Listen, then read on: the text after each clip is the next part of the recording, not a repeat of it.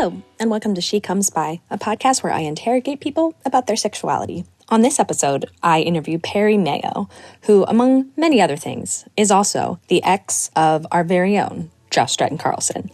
We talk about a ton of topics, and I can't wait for you to come by and join us. Well, hello, Perry. Thank you so much for being here today. Awesome. Thank you for having me. Well, I ask guests to introduce themselves on this show. Would you like to introduce yourself? Sure. My name is Perry. I use they, them pronouns. I'm 26, live in New York. Love it. What part of New York do you live in? I'm in Brooklyn. Okay, what part? I used to live on the border of Crown Heights and Bed-Stuy.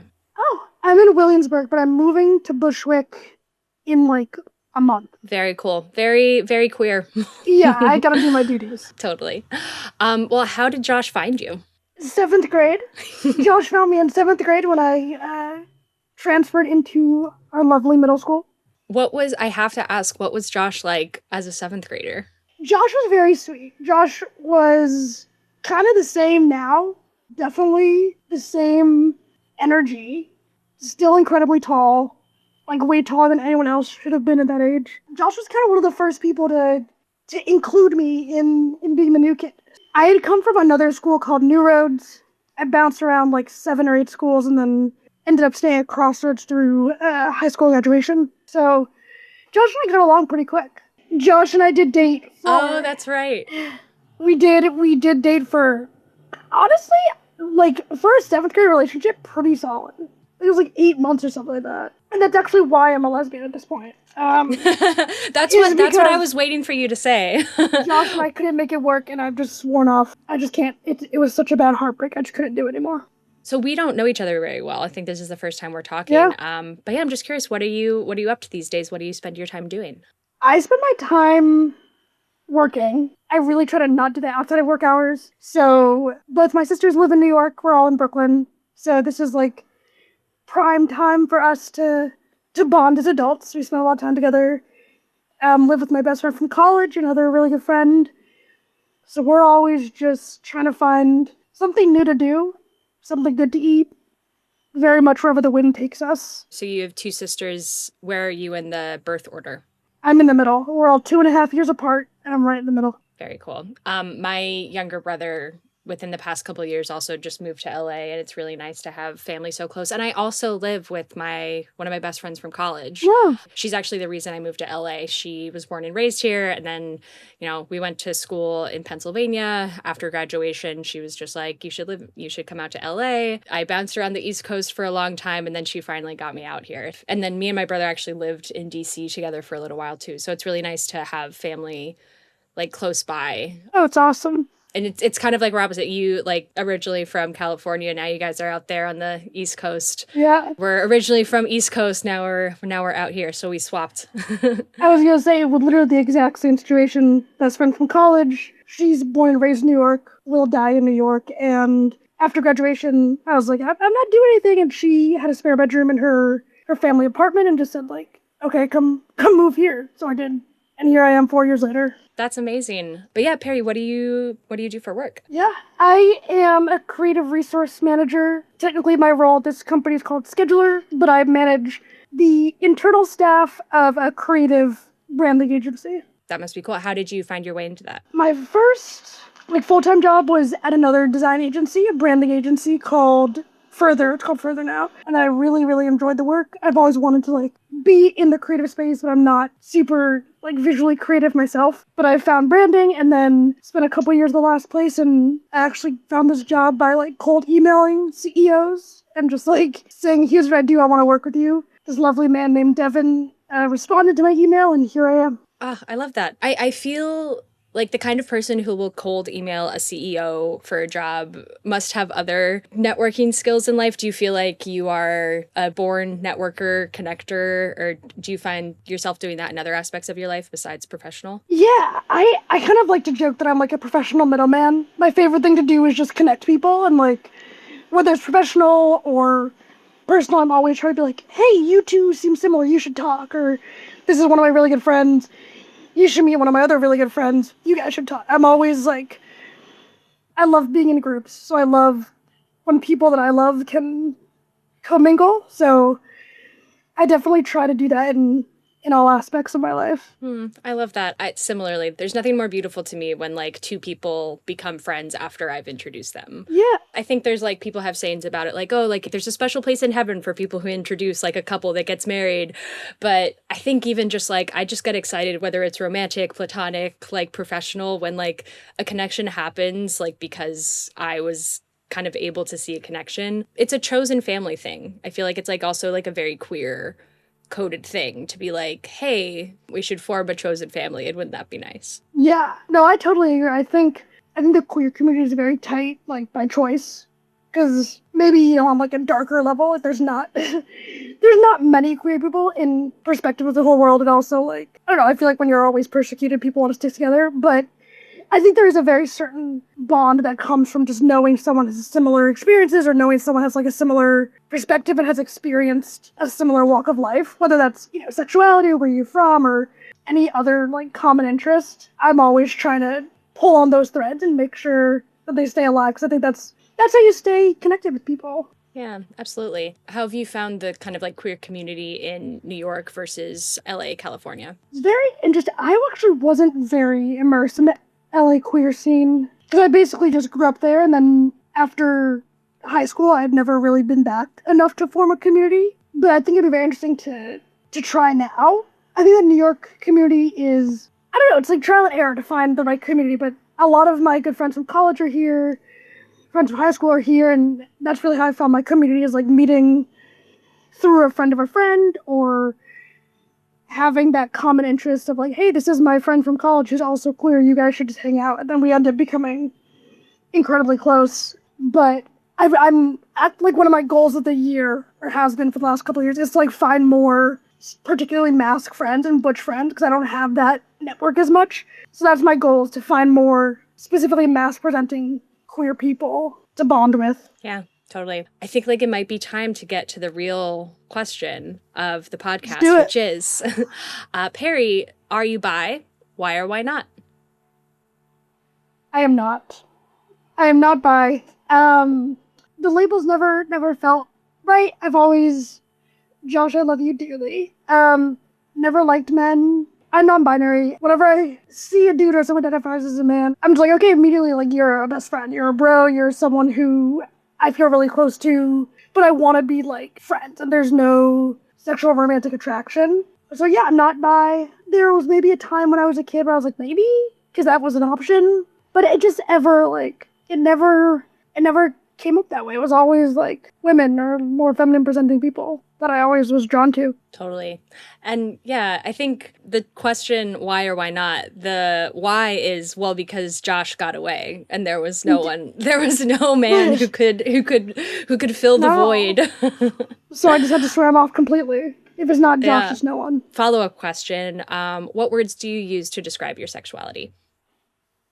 This is an interesting one. I've been identified as lesbian, I think, since I figured out what the word meant. I think since I kind of heard that term.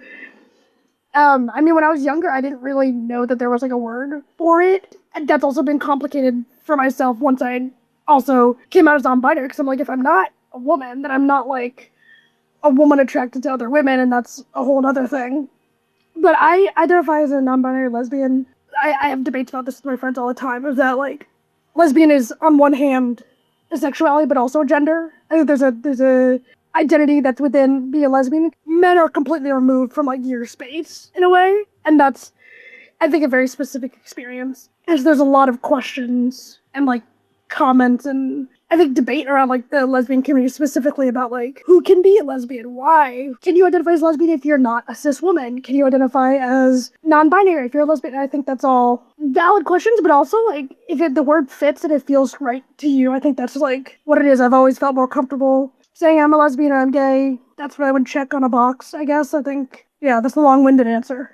Yeah, thank you for sharing. The friends I was visiting in Chicago, they are a married lesbian couple. I kind of did the gayest thing I've ever done, which is help my lesbian married couple friends move from Boston to Chicago, and we rented a U-Haul, and I drove the U-Haul the whole way from Boston to Chicago. Okay, yeah, tough.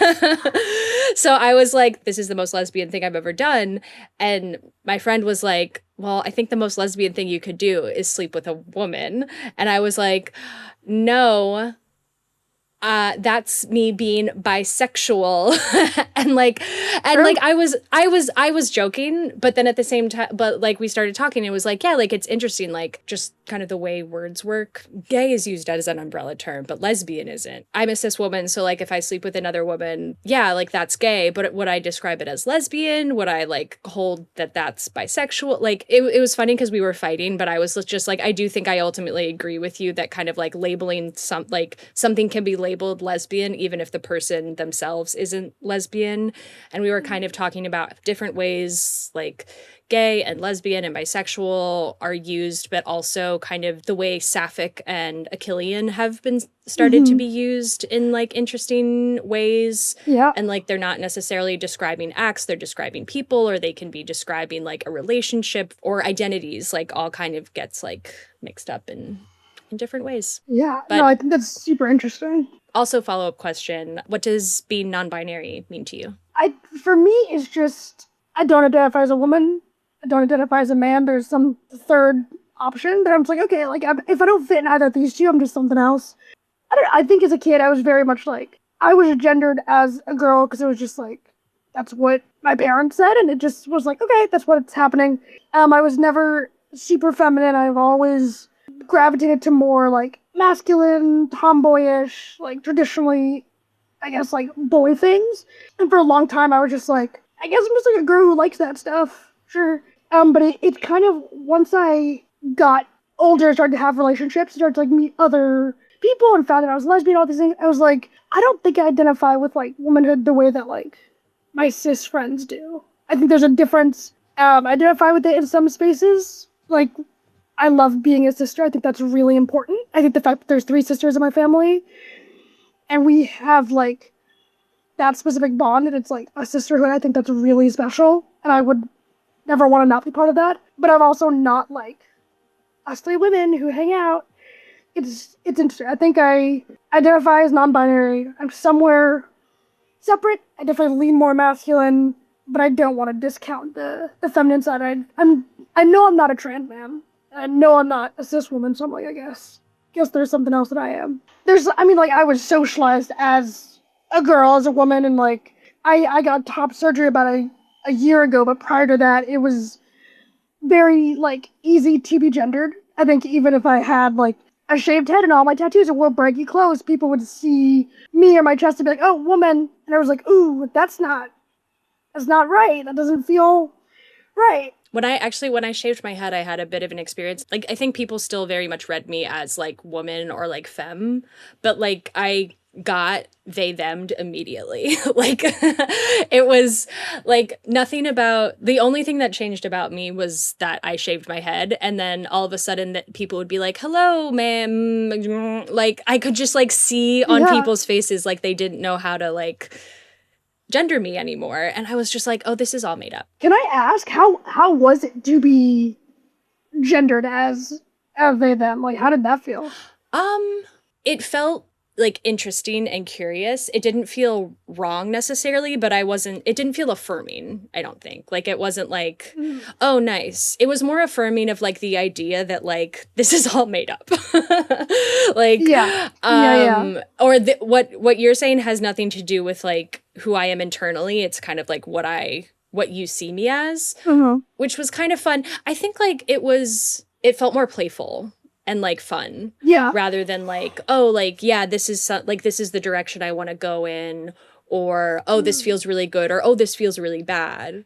And like I remember being really young and kind of like starting to, it's like that time when like all of a sudden it's not okay, at least in the US, to like be a girl and like run around with your shirt off when you're like, I don't know, like 7, like you can't like, I remember like I was like at camp and I was like running through the sprinkler and I like took my shirt off and all the like other girls was like, oh my God, ha ha ha, she took her shirt off, whatever. And like, I was just like, I'm a child, like, like why can't I do these things? And I remember like very specifically like those moments of like starting to be gendered, and I definitely was a tomboy and like, you know, didn't want to wear dresses. I It was a funny thing because it was definitely tomboy, but like in a way that like tomboy is still gendered woman. Yeah. And like I very much, so I think I've always just like been pretty confident, like, yep, like woman, that category like fits me right. But I think I like using any pronouns because it like, although like I very much feel like a woman, I think gender expansive is, I think, a term that I've heard that I feel really, that I like a gender expansive woman like feels kind of right to me. But thank you for asking. Yeah. When did you realize that you were not straight? Probably around 7th or 8th grade, I think. It was Josh. Josh really did it. It was Josh. I figured out I was clear at about 7th grade. Like, all of my girlfriends were, you know, having crushes on guys and being like, oh, he's so cute. And I was like, I guess he's like a nice person. I don't really know what you're thinking about. Like, I don't really understand that. But yeah, I guess I started seeing girls that way, and I was like, oh, like now I get what you're talking about. Like when someone's really cute, or like when you want, like, you really want to impress someone. I never felt that with guys, but then there'd be like, you know, a girl in the grade above me, I'd be like, I really want to impress her. Like, I really want her to think I'm really cool. The story of me coming out to Josh specifically was I was really into, still am, really into women's soccer and women's sports. And I was sending him pictures of all these hot female athletes and was like, damn, look at these women. And he, being a very gracious and loving boyfriend, was like, not as beautiful as you. And I was like, wow. Not the point. Oh, what a charmer. Like, it's not even about me. What a charmer. Yes. Josh is very sweet. A very good first and last boyfriend, I will say. That's my one and only. So since you realized your queerness, has there ever been a time when you questioned your sexuality or like experimented with different terms? I think for a while I was scared of the word lesbian. I think there's a lot of negative connotations, and I think it's really been like dragged through the mud a bit. So for a while when I was younger, I was like, oh yeah, I'm gay. And for me, gay and lesbian are pretty synonymous in terms of like same-sex attraction. But there was a while when I didn't want to use the term lesbian because it felt different. It felt like I got a different reception. But I think once I got to college, I made the conscious choice to use lesbian because I think that it needs to be brought back into like a sacred space. I think it's a very powerful word. And I think one of my friends invited me to a sapphic movie screening night with her friends. And there was a whole discussion about, it was hosted by a bisexual man.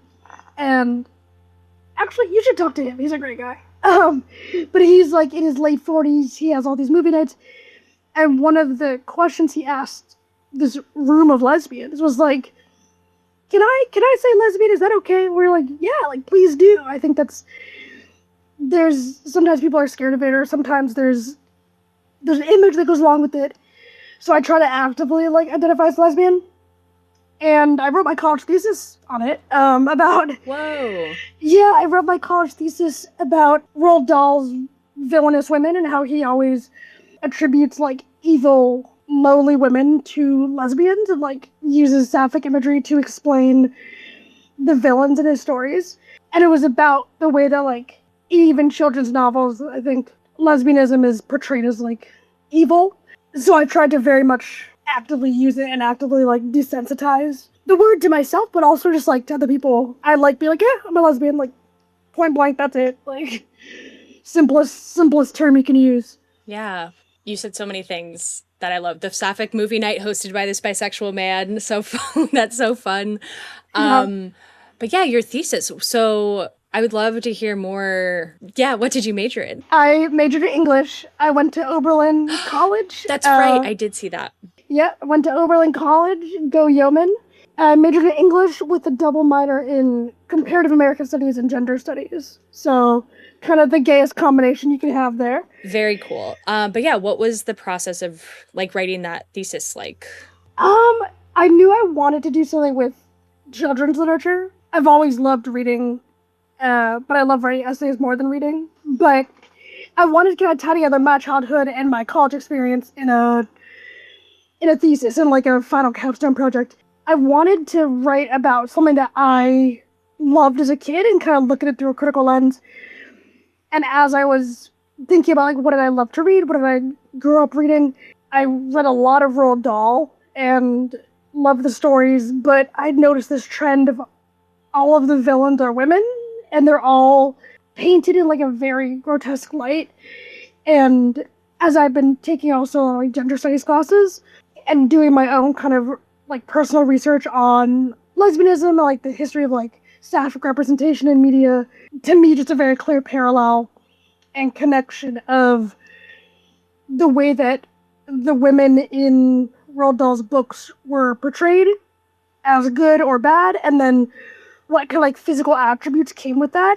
There was like a clear connection between the way that people stigmatize lesbians and like the stereotype of like a butch lesbian who's overweight and like manly and has a lot of, usually like, oh, they have whiskers, or she's very like gruff or very grotesque. And then all the imagery came up when he's describing from Matilda, the teacher. Oh, Miss Honey. What's her name? Miss Trunchbull. Oh, Miss Trunchbull. No, Miss Trunchbull. Oh, okay, yeah. Well, that was one of the main arguments was like you have the two female teachers. You have Miss Honey, who is soft and beautiful and feminine and like a light and literally described as like sweet. And then you have Miss Trunchbull, who's a bull, and she's athlete, she's ripped, she's rude, she hates kids, she's childless, and a terror to these kids. A lot of those attributes are brought up a lot in like lesbian literature and representation, especially like the more kind of derogatory spaces of like, oh, if you're a lesbian, you're childless, you're huge, you're manly and strong. So I used Matilda, I wrote about the witches as well, and James the Giant Peach, the two ants from James the Giant Peach. So I did like a case study on those three books through the eye of like lesbian imagery. Yeah. I mean, that's incredible. It's interesting too. I've seen people say like, oh, like My Gay Awakening, like Miss Honey from the Matilda movie. And it's so interesting that the queer imagery is like the negative one and the positive imagery is this like very soft feminine. Yeah, it was a fun paper to write. I went to Bryn Mawr, liberal arts women's college on the East Coast, like very often like compared with Oberlin. Yeah. I think like I knew like 5 people who were like, oh, my like 2 choices were Bryn Mawr and Oberlin. Yeah. So I want to hear about that experience too. But I have a take where I think a lot of the like lesbian versus bisexual beef is just echo chambers on the internet. Mm-hmm. I feel I have a very good relationship with the lesbians in my life. I live with 2 lesbians. I, again, just drove the U-Haul for 2 of my married lesbian friends halfway across the country. And while like there definitely have been times where kind of like I've said things that like have kind of like offended them or bumped for them, and then we've talked about it, or like they've said things that I've kind of like, oh, like isn't that a little biphobic or like something, but I've never been in a queer space and been like, I'm not allowed to be here because I'm bisexual. Mm-hmm. I remember when I lived in DC, like I would go to a League of Her Own, which was like a lesbian bar, and like my younger brother would like come all the time and like hang out, and I was never like, I feel self-conscious because I'm like a bisexual woman bringing a man into this space. Like all this stuff about like I'm a bisexual and I don't feel comfortable at Pride, or like I'm a bisexual and lesbians are being mean to me about XYZ. I'm just like, I don't know. I don't have that experience. I do have some experiences, like I think I've told this story before, like I was like making out with this girl in Barcelona and she was like, well, you're gonna marry a man, and I was like, but we're kissing. I don't know. I don't understand. Like, I don't understand what's going on here. I'm just curious your take. I feel like a lot of the back and forth that at least I see online is perceived beef between the 2 communities. And I'm like, I've never experienced that level of animosity. Yeah, you and I are like mirror images because I live with 2 bisexual. Oh my god. It's literally me and the 2 of them. I'm obsessed with them. I have not experienced the beef like firsthand. I've heard people say things that are very like, oh, you're not as queer, which I don't agree with at all. I think being a lesbian and being bisexual are very different experiences because they're different identities. You have different experiences. You move through the world different ways, which is just like a fact of life. For me, men are like completely removed from any sexual or romantic space, and I don't know what it's like to have them in that space. But that's just like, I don't think that makes me more or less queer than anyone else. I think there are sometimes spaces where people should know how they identify and understand, like, there are lesbian bars, and there's one that we love to go to in the West Village called Henrietta Hudson. It's a very historic lesbian bar. I love Henrietta Hudson's. My favorite one. Thank you. We go to Hens. We love Hens. I think it's incredible. I do not have a problem with bisexual women being there. I'm like, come dance. It's great music. I understand why you want to be here. But the thing I do have a problem with is when straight people, man or women, or gay men come in and are just like, I'm here because I want to hang out with the lesbians. I know straight women will come because there aren't straight men around to, like, harass, which is a whole nother topic that's, like, upsetting in itself, that they have to, escape a space to find comfort. But I think going back to the ways that sapphic women have been, like, historically kind of pushed aside, and I think largely unrecognized in, like, the queer movement, for me it's really important to have those, like, specifically sapphic spaces. And that if you are a bisexual person who identifies as a woman, you are sapphic. Like, for me, that's like, if you are a person who identifies as a non-man who likes and relates to non-men, no, I think that's totally fine. I just think that there's a huge echo chamber online. I think sometimes people have had a negative experience and then, unfortunately, will, like, kind of extend that to an entire community. But I do think it's an older debate, like, of an older generation that is kind of seeping into maybe the younger generations, but I personally have never had beef with the bi community. I love them dearly. I think a lot of my queer friends are more bi than not, but I think as long as there's acknowledgement that, like, being bisexual and being a lesbian are different identities, and that's fine. Totally. Yeah, I agree. There's a diversity of experience within the queer community. And I think the more we can kind of say, okay, like, know that this is a particularly sapphic space and, like, treat it accordingly. I don't know. What role does sexuality play in your life? I think a big part in the way that, like, I think my sexuality and my attraction to women puts me in a lot of unique spaces. With my sisters, they're both dating men at the moment, and so I'm just kind of like, they'll talk to me about their relationships. I'm like, I don't understand that. Like, I'm sorry. I don't know what's going on there. I love to be in a relationship. I love having a partner. I love having someone to, like, share my life and my experiences with. But I've always found that because I'm a lesbian, because I don't have that attraction to men, I find that, like, men don't have a problem with me. Like, men don't have a problem with me because I'm not, like, competition in the way that because I'm not a man, so they don't see me as, like, a bro that they have to, like, assert dominance over. And then women, because I'm not attracted to men, I'm not competition either. We're not competing for the same men. We're not, like, both trying to get the attention of the same man. So I kind of, like, fly under the radar, and I think that's because of my lesbianism, because I can just kind of, like, be friends with everyone. With my girlfriends, all my straight girlfriends, they always are like, oh, wait, I wish I was gay. I was like, no, you don't. You don't. You don't. It's a struggle.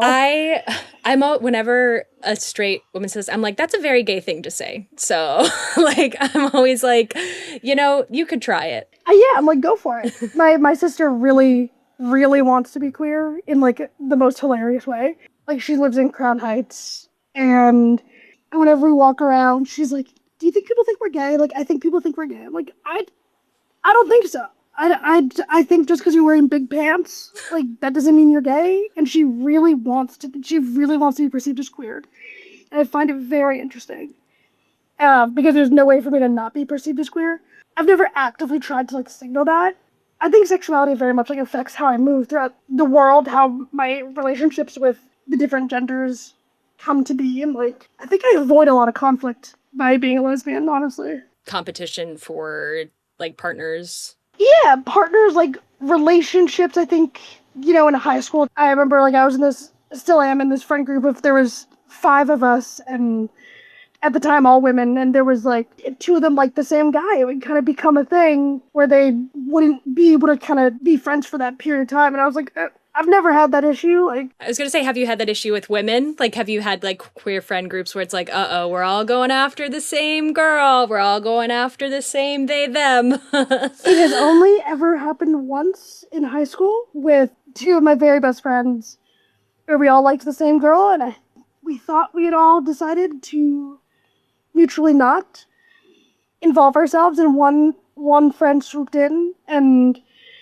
they ended up dating for like 3 years or something, 4 years. So like, let bygones be bygones. But it's only ever happened once. I found out later that like friends have slept with the same person, or people thought that there was something going on, there wasn't. But I've never had like a direct, like, within a queer friend group, hey, we're both going with the same person, what's going on? Yeah. I don't think I have either. I was just curious. Do you have any favorite pieces of gay or lesbian content? One of my favorite movies of queer media is Boys Don't Cry with Hilary Swank and Chloe Sevigny. Incredibly tragic, and I make my friends watch it and they get very mad at me. Genuinely, in my heart of hearts, I love the YouTube series Carmilla. I think it is the one that's like sponsored by tampons. I love that. Oh my God, It's that's like, so funny.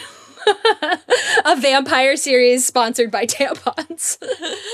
if you go back and it's like sponsored, I think it's literally funded by Kotex. If you go back, the product placement is the most I've ever seen in my life. But I just love the media that's like very camp. I think we grew up in like a time where queer media was like just starting to really become mainstream. So there's not a lot of it, and the stuff that is there is like bad. But you gotta get through that to get to like the really good stuff. Like now, I think there's incredible, like the Portrait Lady on Fire is incredible. I think A Love Lies Bleeding with Kristen Stewart is like amazing. But I have a soft spot in my heart for the ones that are like the cringy, like, I grew up on Glee. Yep. So much so, me and my roommate, we do like an annual rewatch of everything because it's That's so integral. And that was the first time I ever saw specifically lesbians on screen, and the first time I ever saw lesbians that weren't like older butch women who have a bulldog and like, are alone. These were like young high school kids who were just like, by the way, I'm in love with my cheerleading best friend, and they end up together. So Glee is, I think, my number one. I want to watch My Private Idaho. I haven't yet. Oh, I don't think I've heard of that. What is that? River Phoenix, I believe. It's an old movie. I have a list on my phone of queer media I want to watch. There's also Maurice I want to see with Hugh Grant. I just watched that. Oh my God. Did you? Is it good? Loved it. Loved it. Okay. Also, My Beautiful Laundrette is one of the best movies I've ever seen in my entire life. It's with Daniel Day-Lewis. It's set in like 70s Britain or something like that, 90s Britain maybe. But My Beautiful Laundrette is, if you haven't seen it, it's one of the best movies ever. Cool.